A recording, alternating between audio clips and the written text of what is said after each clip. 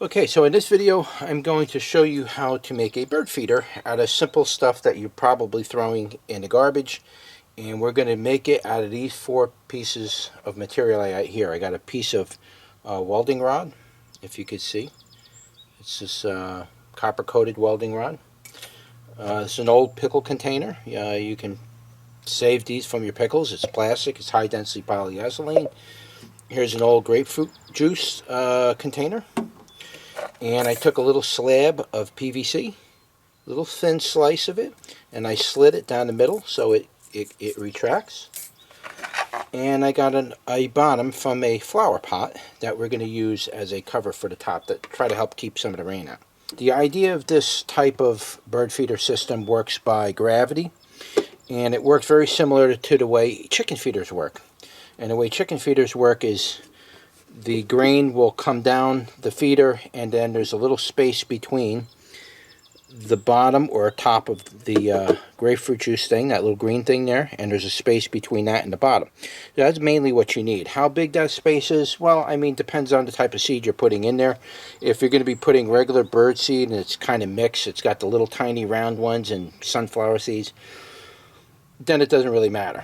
But the idea of this is to let it hit the bottom, and then the birds can pick at it, and this will slowly empty out into this lower chamber. So we're going to make a couple of cuts in here that are roughly a little bit higher than where this sits at the bottom.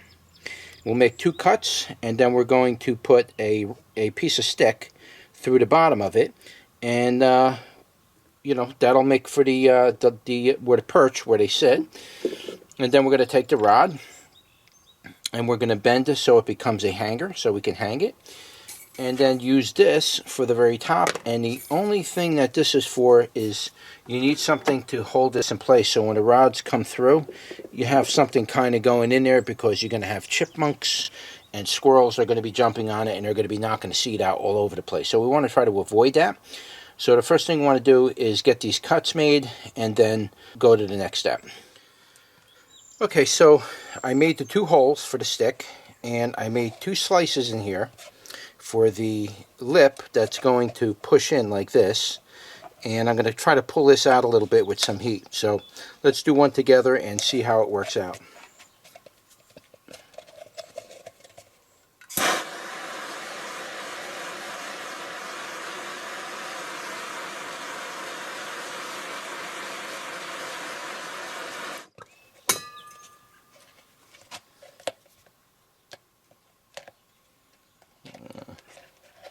Not as good as I would like.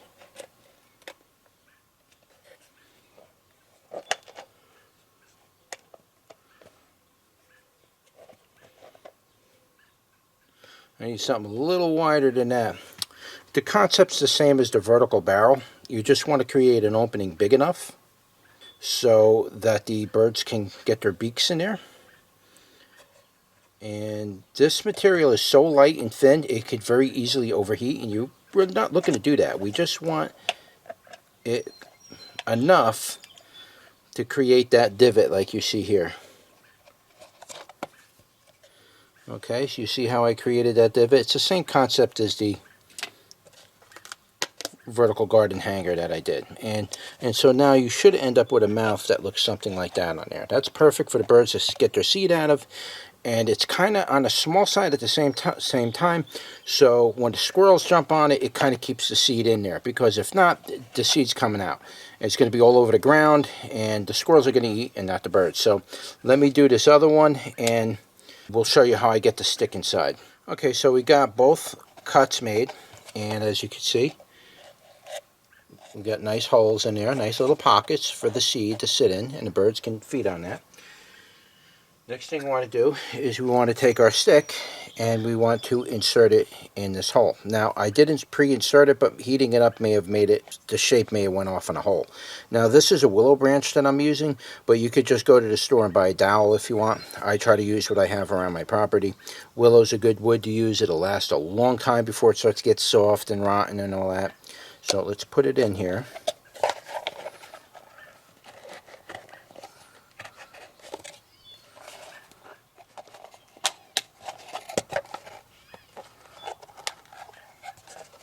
Okay, so here we are. That's what it looks like. I'm going to cut these shorter as I need them. Right now it's just, I need to get this in here and let it kind of settle in. Okay, so now you can see we have our stick through here. The next thing we got to do is mount this, and I got to cut a hole inside of here. So I'm going to drill that hole out, and then we'll show you what that looks like. Okay, so we drilled the hole. Got a little hole. Now this hole may need to be larger. Right now I just drilled it at this size to see how it functions. If I need to go larger, we'll go larger. If I need to remove this completely, then we'll just put it in like that. But I'm pretty sure that this small hole will be sufficient for what we're trying to do. And we want to go about halfway up the rod, bend that right in the center. With this 36-inch rod, by the way.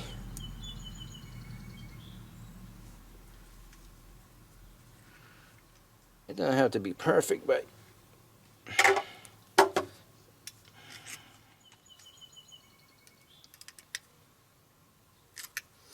okay, so we want to create that kind of a look on it.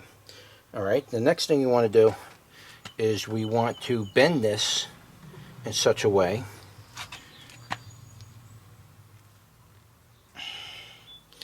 you could keep a little bit, you could keep it like that a little bit. It doesn't have to be perfectly flat, but we want to bend this so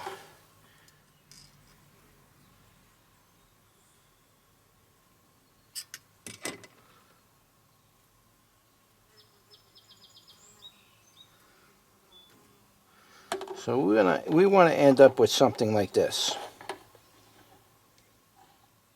If you could see this wire, I can't see it on camera. You want to end up with something like that. All right, and so the next thing we want to do is we want to put 2 holes in our little ring-a-ding-a-ding there. So the only way to do that is to heat it and push it through. You want to make sure your rods are straight with each other. You know, if they're a little crooked, just give them a little twist until they're nice and straight. Then the next thing we got to do is we got to put this on here, and I just took a piece of tubing from, this is ice maker tubing. You could buy this in Lowe's. I happen to have some, so I just used that. You can use whatever you want to make this ring. It's just there to stabilize it. All right, so that's where we're at. So let's now put this inside of here.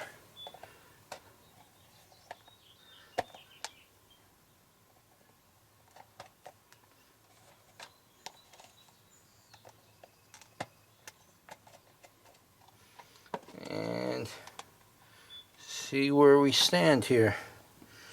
Hopefully you can see this.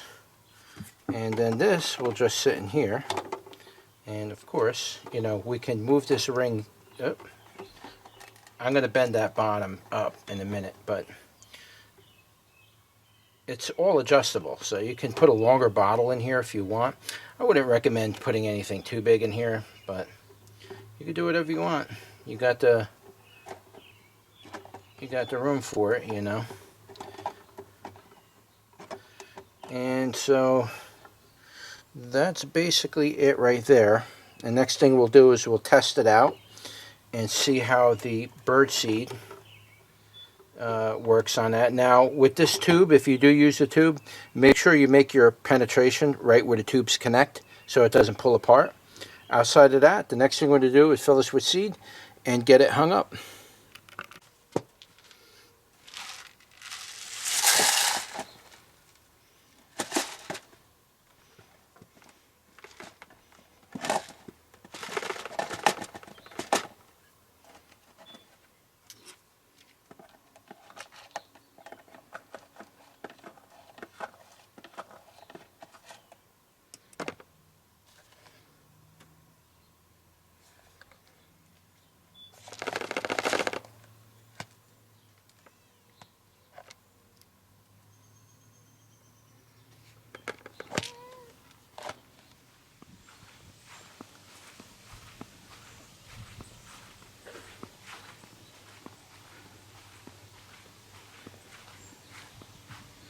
And there it is. Squirrels are on it already. We'll have to see what comes of this. once the birds come out. And I'll do a little filming of the birds. We got a lot of really cool birds. They got to figure out that it's here. And then once they figure out it's here, the birds will be all over it. So it'll take a while.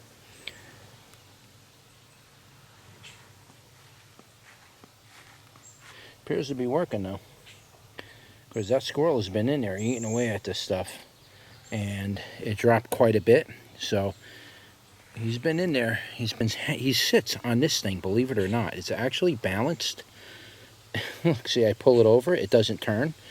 It literally doesn't flip upwards. He jumped off it and it didn't flip upside down or anything. So it's pretty well made. I'm pretty happy with the design on this.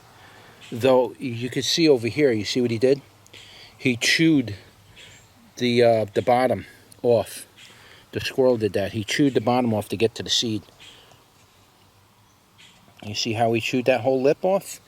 So he almost chewed it off where the stickum is going to fall out. But so far, it's still in there. So the squirrels, this design may have to be modified a little bit, so they can't chew their way in. So may have to put some kind of a metal insert into here.